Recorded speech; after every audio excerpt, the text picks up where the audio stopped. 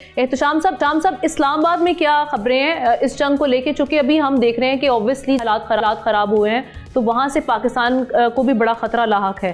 سو اس جنگ کے حوالے سے جو پاکستان اور افغانستان کے درمیان اس وقت چل رہی ہے، کیا اس وقت کوئی پالیسی میں چینجز کے حوالے سے غور کیا جا رہا ہے؟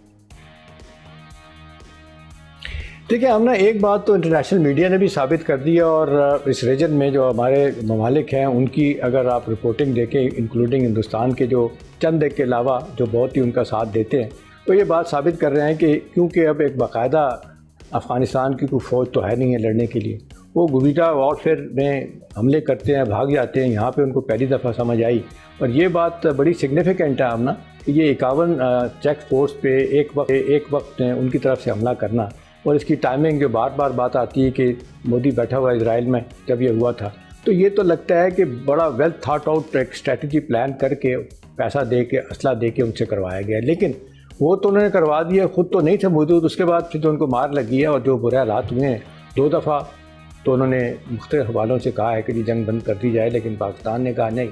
اب تک تو جب تک آپ انڈرٹیکنگ نہیں دیتے، گارنٹی کوئی دینے والے نہیں ہوتے، وہ آپ کی بات نہیں سنیں گے.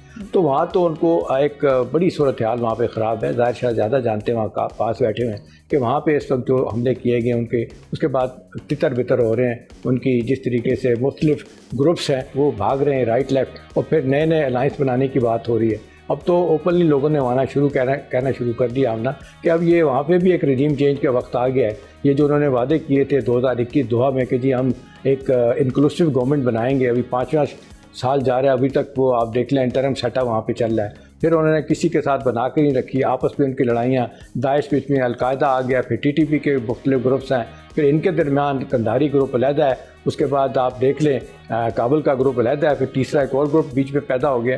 تو اب ان کو نہیں سمجھ آ رہی کہ اس جنگ کو کیسے رکوایا جائے. پاکستان نے تو بڑا واضح طور پہ بتا دیا ہے کہ جی نتھنگ ڈوئنگ، اس دفعہ معاملہ آگے جائے گا.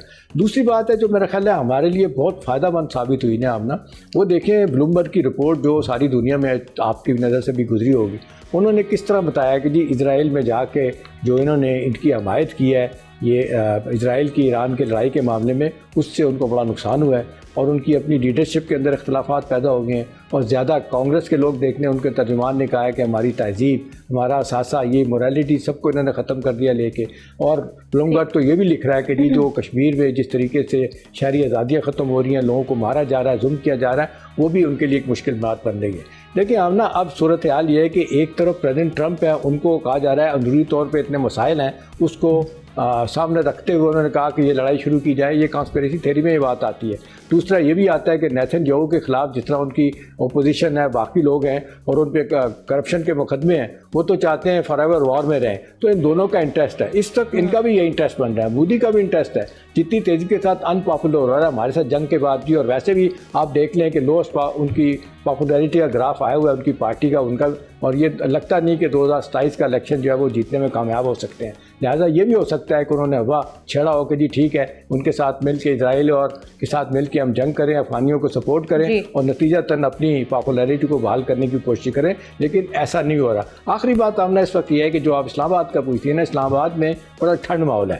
یہاں پہ چل کر رہے ہیں لوگ، اس لیے کہ جو پٹائی لگائی گئی ہے افغانیوں کی، جو برے طریقے سے ان کا نقصان ہوا ہے، اس کے بعد جو ہے نا وہ اب کہہ رہے ہیں معافی تلافی، رائٹ لیفٹ کسی کو کلوا کے اور کہ جی جرگہ کر لیں، پھر اور لوگوں کو بٹھا لیں، سول سوسائٹی کے لوگوں کو. وہ پاکستان نہیں مارا جب تک کہ اب اس پہ کوئی ثالث کا کردار ادا کرنے کے لیے اور طاقتیں نہیں آتے. یہ ہم ان کی مار لگاتے رہیں گے. سبسکرائب کریں اور بیل دبائیں تاکہ کوئی خبر رہ نہ جائے.